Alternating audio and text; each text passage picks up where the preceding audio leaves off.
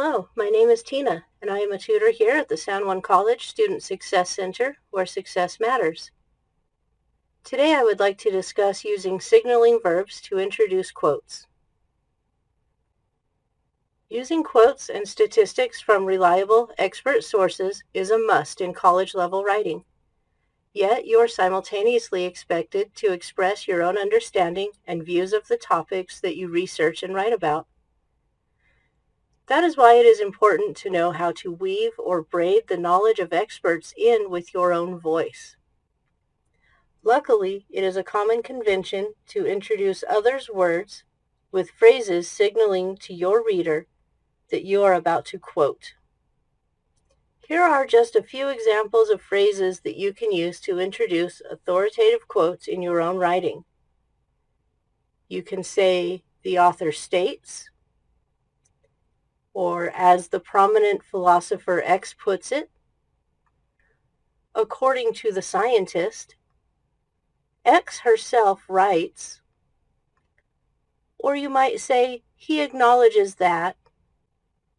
Note that each direct quote is preceded by a comma. You may also note that each quote is immediately followed by an in-text citation. Citations are important for avoiding plagiarism, and if you'd like to learn more on plagiarism, please see my YouTube video, Plagiarism. To create introductions to quotes, you will often rely on some of the following signaling verbs. I won't name them all, but you could say advise, acknowledges, claims, describes, explains, observes, or predicts, or use any number of other verbs that describe the author's contribution to the work that you are discussing. Using signaling verbs, you can more easily illustrate your author's position. For example, you might say, "In his book," and give the title, "the author maintains that," or if you are discussing demographics, you might say, "X agrees when she writes that the average citizen." In a historical review, you might say, "X disagrees when he writes, I kept it for years."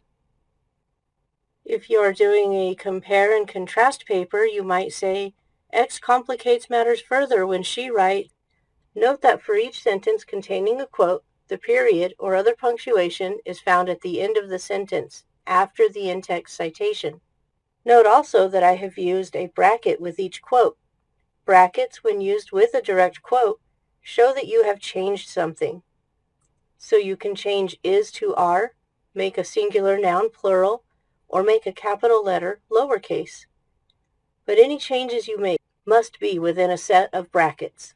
Introducing phrases is important, but it's also a good idea to get in the habit of following every major quotation by explaining what it means. To do so, you can use a template such as the following. Basically, X is warning that the proposed solution, in other words, X believes, in making this comment, X urges us to, X is corroborating the age-old adage that. But however you do it, explaining the quotes you use gives your audience insight into why you chose that particular quote or information, and helps your paper flow in a more natural way. It's difficult to have a specific formula for introducing quotes and discussing the information you gather when you do research for assignments.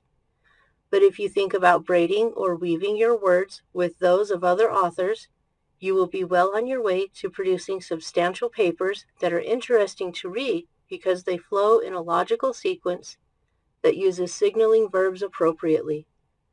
Just remember, practice makes perfect. Please feel free to comment or ask questions in the comments section below this video. You can also ring the bell to receive notifications when new videos are posted. You can subscribe to the Student Success Center YouTube channel, and don't forget to check out and like our Facebook page. You can request a tutoring session, either face-to-face or online, for additional assistance in learning how to use signaling verbs to introduce your own quotes. All links are in the description below. Thank you for watching.